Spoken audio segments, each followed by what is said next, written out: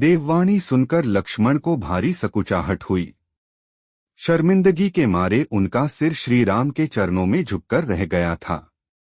भरत भैया के लिए कहे गए अपशब्दों से उन्हें ग्लानि महसूस हो रही थी। उसके कारण वे राम भैया के सम्मुख सिर उठाकर बात तक नहीं कर सकते थे। तब श्रीराम को ही उन्हें हौसला देना पड़ा। बोले, मैं तुम्हारी भावनाओं को साधुवाद प्रदान करता हूँ लक्ष्मण। तुम्हारे समस्त उपक्रम, तुम्हारी समस्त सोच अपने बड़े भैया को सम्मान देने के लिए ही थी।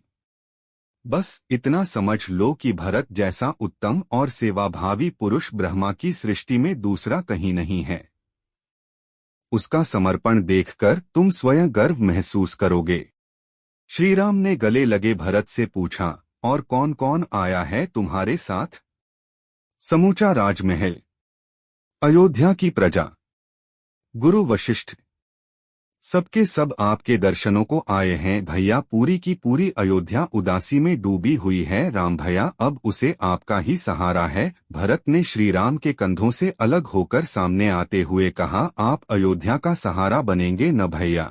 मैं तुमसे अयोध्या से अलग ही कहा हूँ भरत। श्रीराम ने भरत के कंधे पकड़कर कहा, जहाँ तक मेरे अयोध्या में न होने की बात है तो मैं हर पल तुम में समाया रहूंगा मेरे भाई। तुम मुझे अपने से अलग कभी महसूस ही नहीं कर पाओगे। भरत के पीछे की ओर चारों तरफ देखकर उन्होंने पूछा, भैया भरत, पिता महाराज तो अवश्य ही आए होंगे। उनके साथ तीनों माताएं भी होंगी। मेरे पिता महाराज को देखने का बहुत मन कर रहा है। सौमित्र, तुम भागकर जाकर देखो वे अभी तक यहाँ क्यों नहीं पहुँचे हैं। उनके मुझसे रूठने की तो कोई वजह भी नहीं है। भरत, फिर वे हमसे इतना दूर क्यों हैं?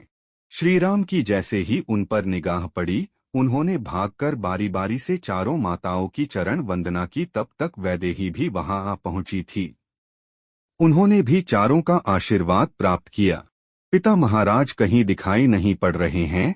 श्रीराम ने गुरु वशिष्ठ से डरते डरते प्रश्न किया, क्या वे अभी तक स्वस्थ नहीं हो पाए हैं?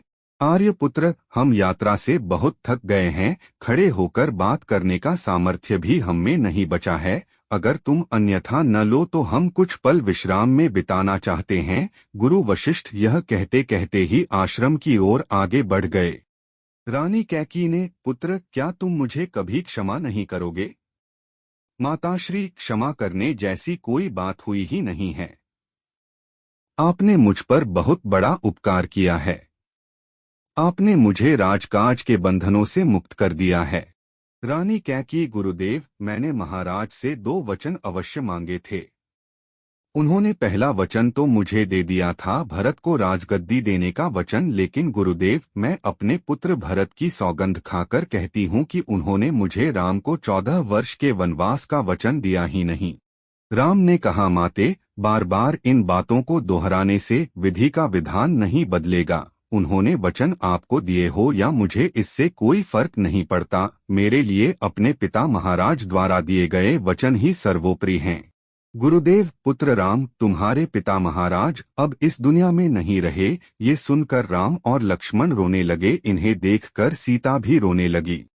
अगले दिन गुरु वशिष्ठ जी ने राम से राजा दशरथ का पिंडदान करवाया। वेदों में वर्णित विधि के अनुसार पिता महाराज क्रियाक्रम करवाया गया।